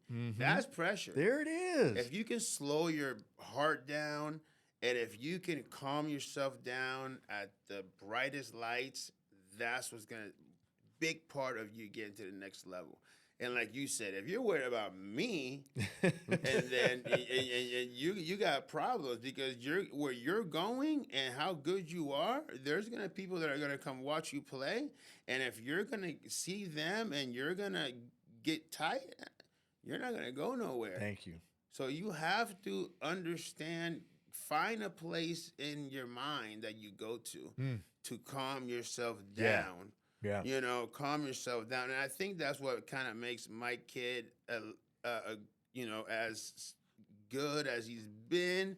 I don't like to pump him up too much, but because he's a good-looking kid, he's got like a friend stuff, but he's a very humble kid, but I tell him, I was like, you got to understand that there's always going to be another chance. Yeah. There's always going to be another chance. Yeah. There's always going to be another chance. There's always going to be another chance. Doesn't matter if the other last game, he dove in the shortstop off his butt. He threw it, and the first baseman dropped it. He's like, damn. I'm like, after I was like, but you did your job. Yeah. You did your thing. But the cool thing that he got up, he's like, hey, don't worry about it. Let's go. Get the next one. Let's go. Pitcher, turn 2. Boom. It's awesome. And it's like, and he's cool, man. So, but yeah, if I was in your shoes, I would say, you know what? Don't worry about me. Yeah. You know, because Yeah. my wife says my son does better when I'm not Yeah. there. My kids legitimately do play better when I'm not there. That's the wild part. All I want to do is see you succeed. I don't want to do, you know, and so like this weekend he got games, but I have a tournament, so I won't be there. So I'll get the videos and stuff. And but I just, you know, I just like, hey, just do your thing, dude. For sure. Like you said, if you're worried about me pressure, Yeah. then you're not gonna go where you want to go. My daughter just finally snapped out of it, is what it is. So you know, she's softball. She's a senior. She's on the older end of her grade. Like she has an official with Concordia a couple weeks from now, and I know if she expanded where she wanted to go, she definitely mid to low level D1 is where she's at. She's But it doesn't matter D1, D2. I agree with that. that. Matter, man. I want Concordia, even though it's D2, because it's a much better situation. The coaches impress me. I love it. Great area down there. So I'm leaning towards that because it doesn't matter if what you have next to your name, because very few make it in general, and it's just superior than so many of the D1s anyway. Even junior college. I agree. Because you know, if you go to junior college, and then if you're a JUCO transfer, wherever you go is because they want you. Exactly. If you're a JUCO transfer, wherever you transfer to, it's because they want you. Yep. If you go to D1 and you are ramped up because you want to make a post about I'm going to D1, you're gonna sit for a year or two if you ain't that dude. Yeah. You know, because there's guys that were there before you that have, like, people right now are not taking kids out of high school. They're going into the portal. Yeah. Exactly. Why? Because in the portal has the college players that already been in college and know how the landscape goes in college. So. I agree. How are we doing? I'm going to take a quick bathroom break, but water, where are you laughing, Nate? Yeah. Why are you laughing? It's all good. He just got a haircut. Yeah, get him. Bathroom break, and then we'll be able to start wrapping up, man. So I want to jump in. I thought it'd be fun to hear some stories. So, well, first off, I wanted to circle back on this too, on the tournaments that you've been throwing, and every one of them has been in the DR. No, our first 3 years was in Puerto Rico. Got it. We started in 2012. It was my father and I's vision to start this. So on YouTube, there was the video, me and my dad talking in the backyard, saying, hey, you want to go play ball in the Caribbean, you know, go to the Cepeda Caribbean Classic.org, sign up, da-da-da-da-da, me and my dad talking, you know. Yeah. It's pretty cool. So, and then from Puerto Rico, we started going to Dominican. We missed COVID year, and then we missed another year, the COVID lingering, you know, and then that's what 2012, 2024, 10th year, 2 years off. Got it. I was just curious, did the boys in the Dominican ever win it? Yeah. Oh, yeah. Oh, yeah. Because what I do is, like, I go to different states with, like, 2 or 3 coaches, and I host tryouts. And they don't have to be the best. Yeah. You know, they just got to be, like, from 1 to 10, a 6 or a 7. Yeah. Because we can't, everywhere we go, we try to go more the East Coast because it's the tickets to get into Dominican is not so expensive rather than NorCal flying out there. I mean, it's $1,200 ticket when we go to Puerto Rico next month, you know? Yeah. So, you know, it's so we you know, we try to, you know, do it the best way we can, but we started in Puerto Rico and now we're in Dominican, and Dominican, they have kicked our butts a couple times. Wow. You know, that's why now when we bring donations and bins and bats and stuff, we give them to them after the tournament. Oh my God, that's We great. give them the bats after the tournament, and the guy's like, "Hey, I want to give this kid my bat." Because seriously, dude, even last year they had two bats, like Black Magics. Yeah. Remember Oh, the yeah. Black Magics? Oh, yeah. You know, the old school bats, 2 helmets. One team had 2 guys on base. So the guy furthest from the plate, the second baseman with the helmet, had to give the guy up the bat with the helmet. That's So we wild. just got into just at least donations, helmets, batting gloves, but no bats. Yeah. Hopefully that's got to be really eye-opening for the kids that are privileged coming from the States to see that firsthand. Would you agree? Yeah, well, that's why I was on the call today. Now they're talking about numbers, they're talking about this, talking about that. I'm like, man, it's just way beyond that. Yeah, man. Like it is. It's. I mean, the guys out there, they chalk the batter's box with their hand. They Yeah. get chalk in their Yeah. hand. They go like this, Yeah, yeah, dude. yeah. I said, I can order you one Yeah, and bring yeah. it. They're like, nah. The dude rakes the field on a motorcycle with a rug. That's You wild. don't even have a Unreal. drag. Unreal. That's wild, man. I mean, I'm telling you, you see stuff that is like you'll see 5 people on a motorcycle. Dad, mom, and his 3 kids on one motorcycle. Mom holding the youngest child. Damn. And it's just it's something that is depressing, inspiring, but Yeah. but you can't go around giving money out and none Yeah, yeah. because you just can't do that. Then you get I always rent like a Tahoe or something that it was comfortable just to move around. Gotcha. And every time I stop at a light, they're just bang bang bang bang bang. Man. bang, bang, That's bang, bang, wild. bang. Yeah, so it's but yeah, going back to that, they're awesome.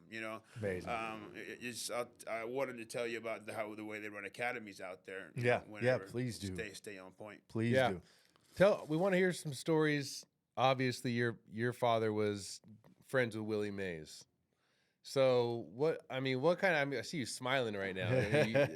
How special of a human being was Willie? And talk to us about your relationship, just knowing Willie.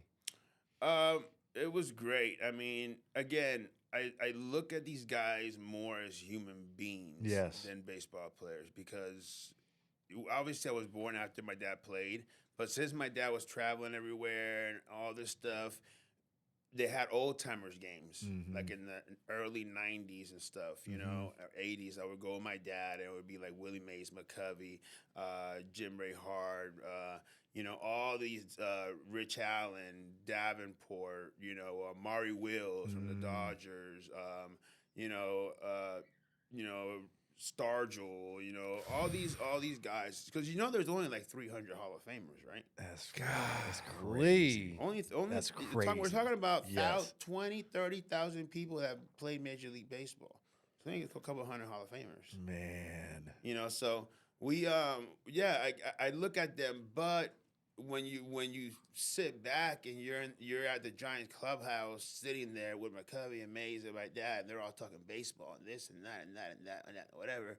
You get an aha moment sometimes. Yeah. You get your boy that calls you and you're like, oh, I'm here in the dugout, and then you're doing what? Yeah, I'm here with Willie Mays, and I'll just take a little picture of where I'm at, and they're like, bro, it's like all my boys got a Willie Mays autograph. I got a boy, one of my best friends, Charlie. He's like, he got the Mays bat, the Mays ball. He got one of my dad Hall of Fame bats. I take care of all my friends, and Wow. and because I never cared about memorabilia. Now Yeah. that my dad passed away, it's been like what you got kind of thing. Yeah. How much is this worth? And I never looked at things like that. Yeah. I never looked at things like that. I got stuff and I just gave it to my true friend. I got 4 or 5 best friends. Yeah. That they got all kinds of stuff now that it's especially my buddy Charlie. He's a super diehard Niner Giant.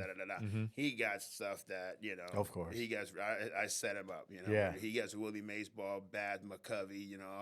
All the stuff. The bobbleheads. Every time he gets a lot of stuff. I take care of my buddies with stuff, but it's cool. It's cool. I mean, one thing with Willie Mays, since Willie Mays came from New York, and then they looked at my dad as the fan favorite, not Willie Mays. And that kind of bothered Willie a little bit, my dad said. Wow. Even though my dad said Willie Mays was the best player ever. Yeah. And then my dad said, I never, ever play with somebody that would hit a home run, make a diving play, steal 3 bases, and throw somebody out of home plate every day. Every day. Every day. Every day. But my dad was the fan favorite because they looked at my dad like he was a true San Franciscan. He was the true one. He's ours. Yeah. Willie Mays came from New York. Got it. Your dad was on the Giants before Willie Mays. No. No. My dad, when they opened up Candlestick, was my dad's Rookie. second Okay, year. got it. Second year. Second. Okay. His rookie year at Steel Stadium. So April 15th, they opened Candlestick. And my dad, that was second year. So my dad was rookie of the year, 58. Yep. McCovey was 59. And that's one main reason they got rid of my dad, because my dad played first base and McCovey played first base. Yeah. But my dad could play other bases too. So he played third, but he would you know, he said they had the Orlando no sit zone when Yeah. he throw the ball, he had chuck and duck because he couldn't hit the first base. They put him in the outfield. He didn't really like it, but Yeah. he still hit. You know, Yeah. da da da da da. So then he started getting his knees started hurting and stuff. So, you know, the Giants started seeing that and just this and that. So they kind of, you know, got rid of him for Yeah. Ray Sadecki. Yeah. Well, to this day, is still known as the worst trade the Giants ever made. That's nuts. If you Google it up, look it up, Ray Sadecki for Orlando Cepeda. Ray Sadecki won 20 games in 5, 6 years. But my dad, he left the Giants, and then he had went to be comeback great. player, he had MVP, Exactly. he had this and that, you know, World Series champ, Yeah. you know. So, yeah, it was just great hearing those stories, being around those guys, you know. William, they would call my dad Chico, you know, because my dad is, you know, obviously Puerto Rican, and he came to the States, didn't know nothing. Yeah. You know, he was in Kokomo, Indiana in 1955, playing single A Yeah. ball. Yeah. He was on a train for 2 days, and from Puerto Rico Yeah. to go Indiana, and he didn't know English, and he would fall asleep, and the train would stop, and he would say Kokomo, and they'd say no, and he would go to sleep, and the train would stop, and he would say Kokomo, and then no, and he'd fall back to sleep. Until one guy, he told him, he's like, yeah, Kokomo, yeah. He got out, and he just had a thing, and then he just found his way, knowing. And then back then, he was considered African American. So you're considered African American, and then you can't talk English. That's crazy. Oh my gosh. In Kokomo, Indiana, in Yeah. 1955. Oh man. So you scary. can only imagine. Oh yeah. Oh my goodness. Talking about can't eat nowhere. Yeah. Yeah. Go back and we'll throw the back in the food, and then what? And, you know, chili con carne. That's all he knew. Chili con carne. That's all he knew. Okay, then, you know. So that's it was he went a lot, and then my father passed away in the early 50s. So that was 1957 or so. He passed away, and then my dad didn't want to play baseball no more. You know, so Pedrin Cerrilla was the scout that really said, you have to keep playing baseball. Yeah. I know your father passed. I know Perucho passed, but he would want you to play baseball. Yeah. And my dad was crying. He's like, I want to go back to Puerto Rico. I want to go back to Puerto Rico. No, you have to play. You have to play. And then the next day he played. They had a doubleheader. He hit 3 home runs the first game, 2 the next game, and I think that's what made him keep on playing. Wow. Because if he would have had a bad day the next day after he wanted to go home, he probably wouldn't have been who he was. And, but yeah, he had Pedro Zorrilla was his agent, and I was actually seeing a video in Spanish yesterday that came up of that story of the Kokomo, Indiana in Spanish of saying that. For you, And he won the Triple Crown in Double-A. Did he? Yeah, in man. St. Cloud, Florida. Jeez. it's incredible. For you, who would be top 3 Puerto Rican baseball players of all time, starting with your father? Who would be the other 2? Clemente, Clemente for sure. my father, and I would say Kike Hernandez. Even though the Dodger, we're good friends. He likes my son. Man. He loves my son. He likes his stuff. They communicate through Instagram. That's The crazy. Dodgers coming to town. We go watch BP. He sees my son. He comes over to him. Hey, Coco, what's going on? Oh, that's What's crazy. up?" He is balling And they right usually now. don't. They usually don't do that. You know, Yeah. they don't. But he'll look. He comes over, gives him a hug, and so we've taken pictures. Like we've met up with him like 3 times. Yeah. So we've taken pictures every single time we see him.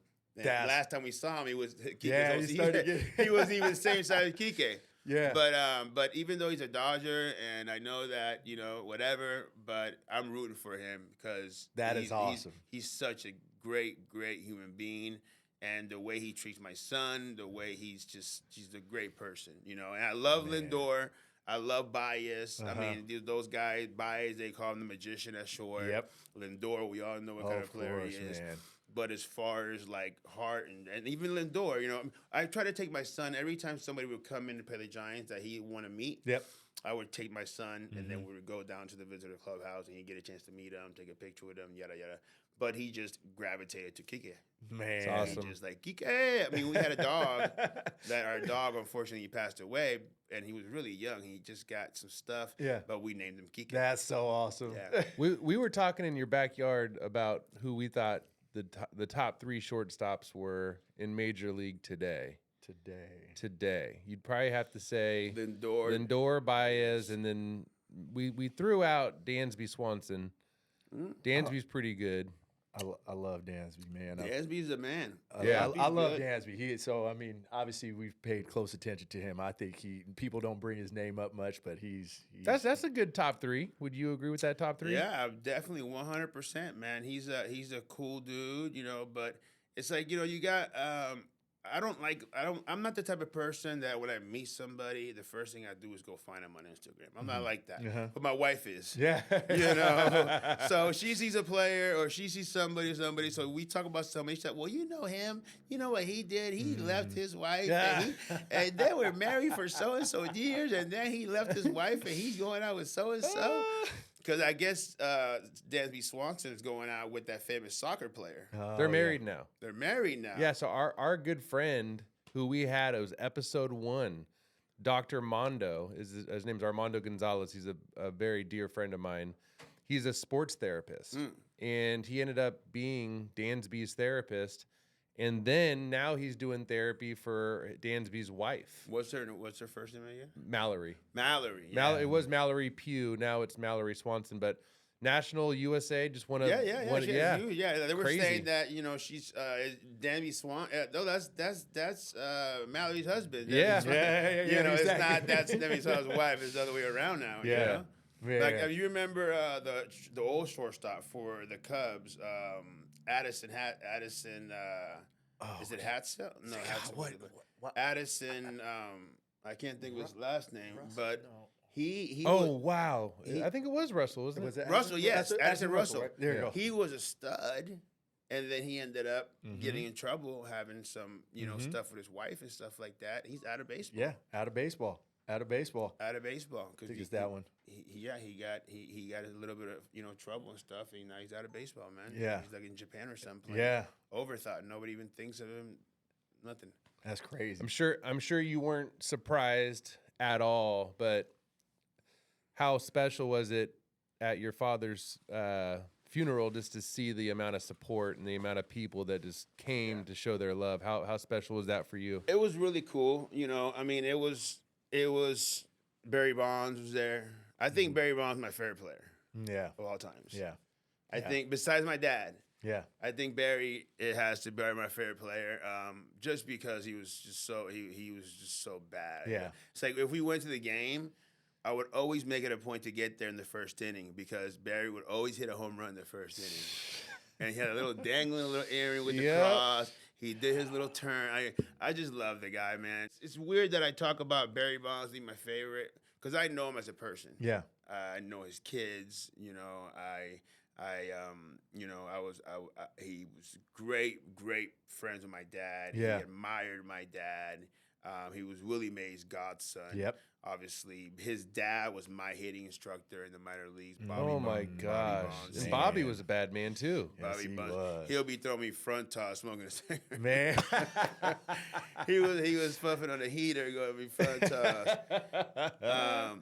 But he was like, it's just I know his mom, Pat Bonds. She's a beautiful lady, and I think that's why, because he's just a great guy. You know, if you got to know him, everybody looks at him like this arrogant guy. You know, he would cut his batting gloves when they broke. He wouldn't throw them in the trash because people would take him out and want to sell. He would cut them. Yeah. He had 3 lockers. Yeah. You know, but I mean, but you imagine you put yourself in his shoes, Mm-hmm. Mm-hmm. and everybody's just you can't do nothing. You can't go to McDonald's. You can't go nothing. You know, Yeah. And then you're looked at, scrutinized for anything. You can't do nothing right. Yep. Yeah.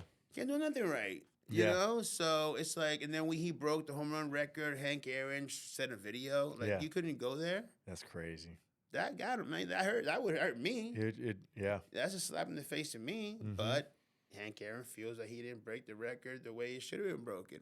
you know, and I'm no place, shape, way, or form to even have no say so on that. Yeah. That's for other people. Yep. I just know that as I know him as a man, he's my favorite player. Besides my father, he's my Barry Lamar Bonds is definitely the dude. I love in it, my man. eyes. Yeah. I love awesome. it. I love it. Awesome. Now let's before we start to wrap up, let's circle back on the academy. I want you to touch on that because I know you wanted to touch on it. I would love to get that breakdown of what those academies look like out there, man. Real quick, yeah, the academies are. So let's say you go out there, you have a 12-year-old son, right? And he's a real good baseball player, and you know, there's guys that are called buscones. Buscones is like busca is look. Bucones are guys that go look for guys. You know, so they see your kid. He's 12 years old. He's hitting, right? So the academy will go to your parents. They'll say, "We'll give you $20,000." In Dominican, it's like you're balling. Yeah. You know, with 20 racks, you're balling. They'll take your kid. He'll live at the academy Monday through Friday, and train all day long. No school. No education, just train. Man. Because when he turns 15, if he can sign, the academy gets 40% of his contract. So MLB has their own bank in Dominican that has every single baseball team's flag above the bank. So when you get into the academy, you have to go sign a contract that if they get you to sign when you're 15, 16 at the latest, the academy gets 40% before you get your money. Dang. So there's also a hustle out there that if you get drafted, the parents go borrowing 30, 40,000 from people because they know they're not going to get their money because the academy is going to get their money quick, and then you're going to get your money the next month. So it'll go, my son just got drafted, he's going to get 500,000. But we don't know when. Can you let us borrow 50, 60,000 and get by? So they're hustling big time. Damn. Out there, yeah. That is wild. That is crazy. That is wild. Yeah, and so that's pretty much in a nutshell. There's so much more behind it. But, you know, I'm actually in the worst of starting an academy out there.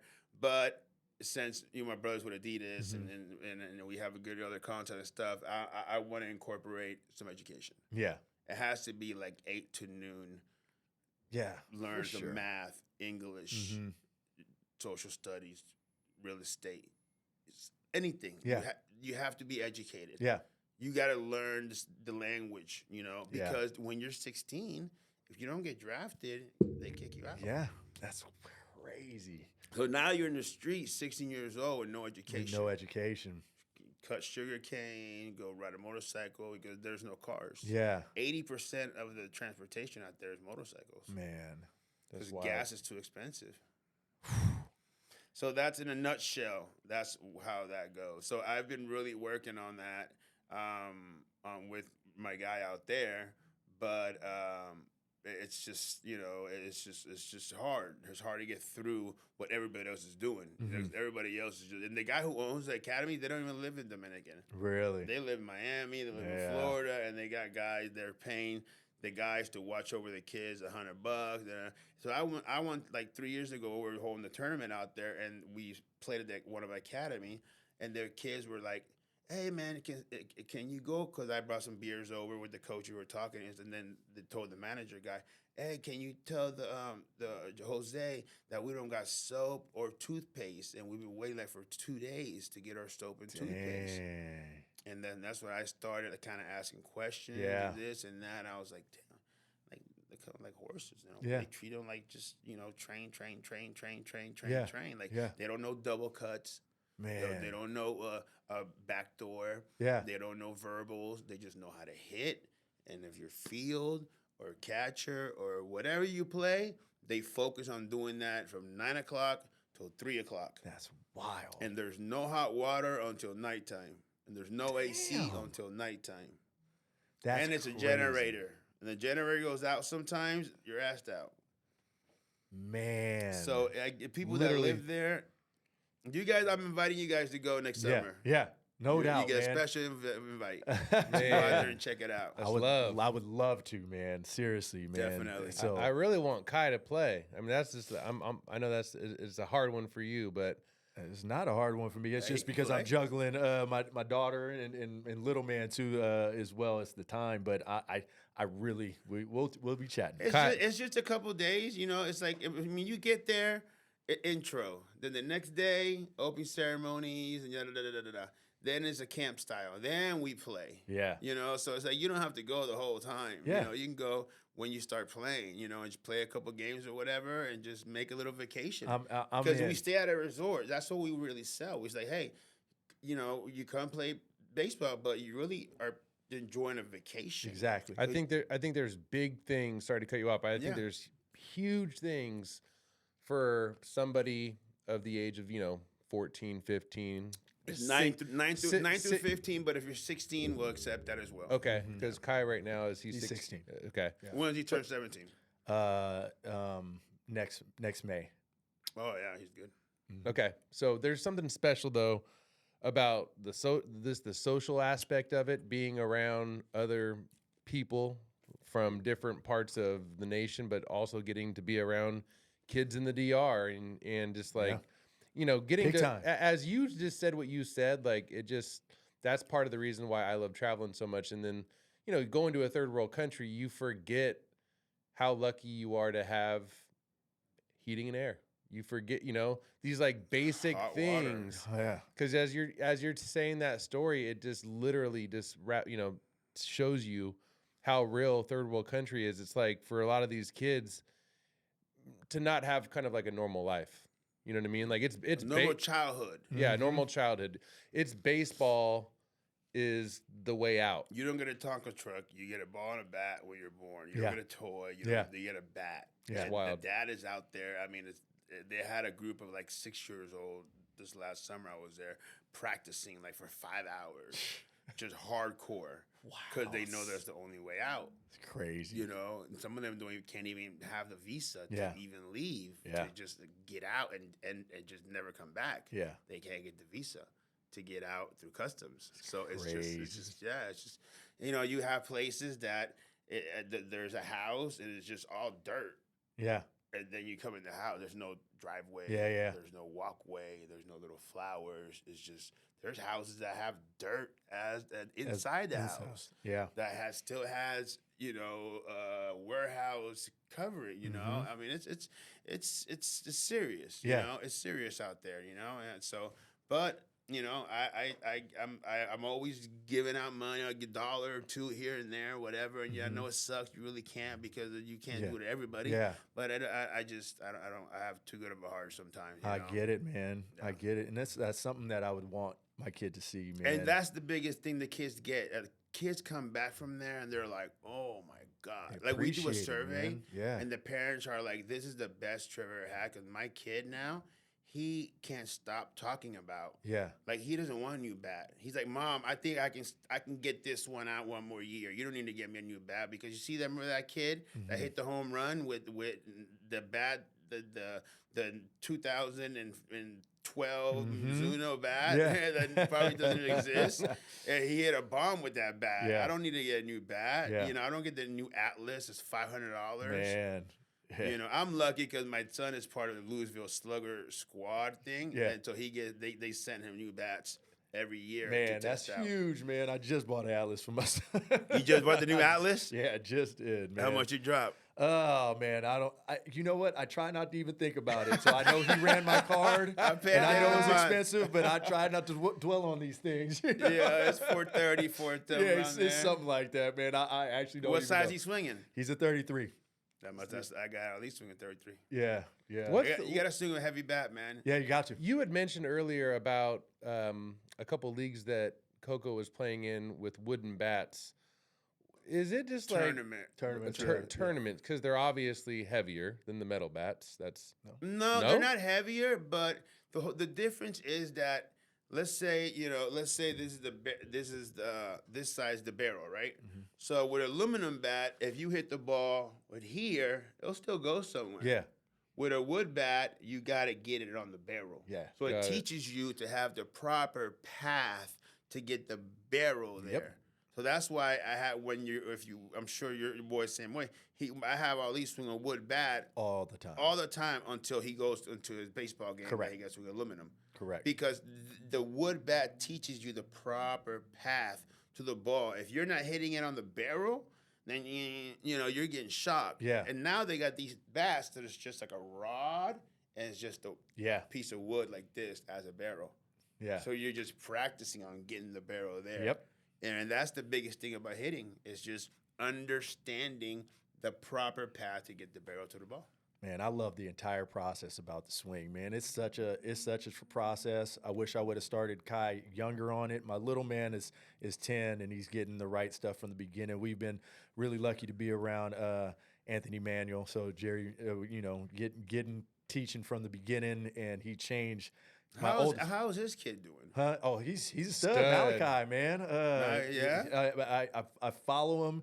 He's a stud. I can't wait to watch his trajectory. I mean, I guess he's the same age as your son. Ali. Yeah. Because I remember they were playing together. Yeah. They've been playing together in camp. I've known Anthony for a long time, man. Great Before dude, they even man. started the school, Really? I known Anthony. Yeah, and I remember him having his kid, and I remember him and Ali playing and running against each other. That's super cool, man. I guess I Yeah. didn't know that they were running around the same, but I can't wait to.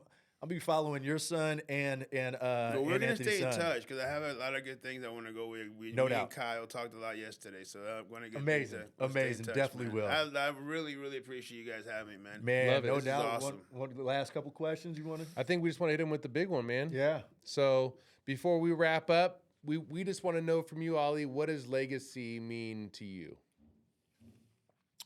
Legacy means to me,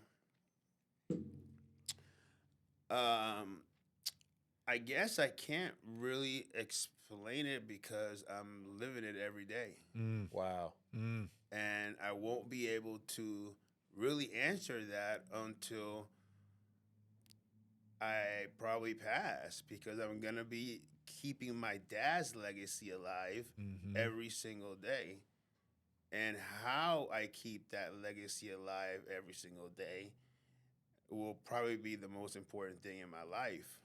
And that's what, to me, keeping my legacy alive is, keeping my dad's legacy alive is going to be my most important thing in my life. That I wake up every morning and I try to be a better version of myself because of my dad and because the legacy and because what he has gave me as a Cepeda, that he's blessed me to leave me with this name and leave me with this opportunity to talk about him and gave me, been blessed to me being the one that was with him most of the time. Because it could have been my brother. It could have been this other. It could have been, I have, a bunch of brothers could have been. But he chose me to say, hey, you stay here with me, And, That's awesome, And man. when my stepmother passed away, he was by himself. And he wanted me to be the one to stay with him. Obviously, I was in California. course, so yeah. it's not like, all my brothers were come and go and stuff. But I was the lucky one to be by his side driving him, because he had the cha-cha ball at the field.